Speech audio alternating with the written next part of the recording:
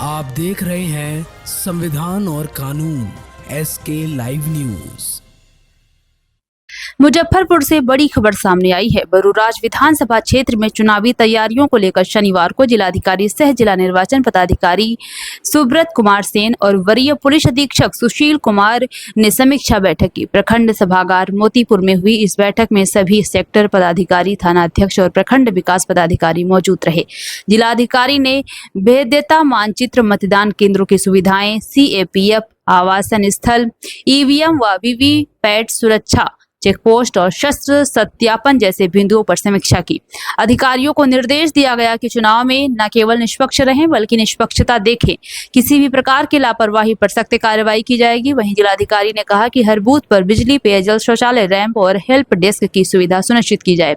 उन्होंने स्पष्ट किया है कि सभी मतदान केंद्रों पर लाइव वेबकास्टिंग होगी और शराब की बिक्री, भंडारण और परिवहन पूरी तरह प्रतिबंधित रहेगा।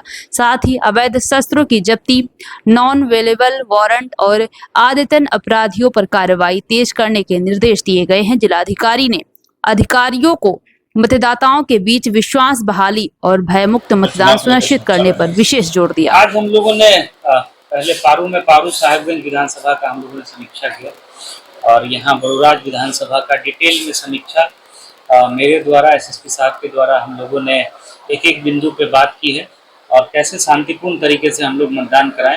इस पे सारे सेक्टर एडमिनिस्ट्रेट, सेक्टर पुलिस पदाधिकारी, हमारे सारे SDPO, SDO, SHO सभी लोग उपस्थित थे।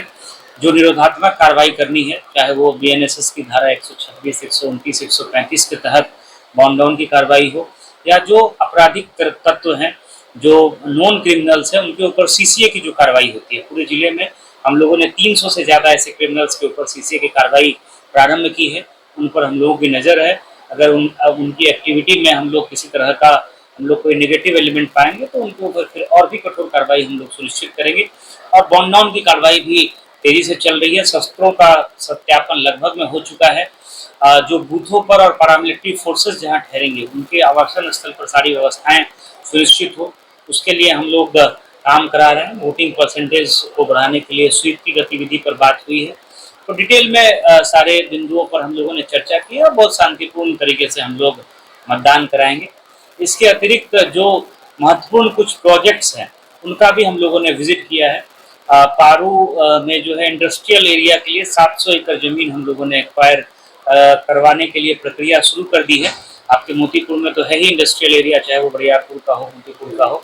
इसके अतिरिक्त तीसरा जो इंडस्ट्रियल एरिया है बेला और मोतीपुर के बाद, वो पारू में इसी ब्लॉक के जो बगल का ब्लॉक है वहाँ हम लोगों ने नए फोरलेन, जो निर्माणाधीन फोरलेन है, वहाँ 700 एकड़ जमीन चिन्हित किया है, जिसमें कैबिनेट का अप्रूवल भी मिल गया राज्य सरकार का 300 करोड़ की लगभग राशि से।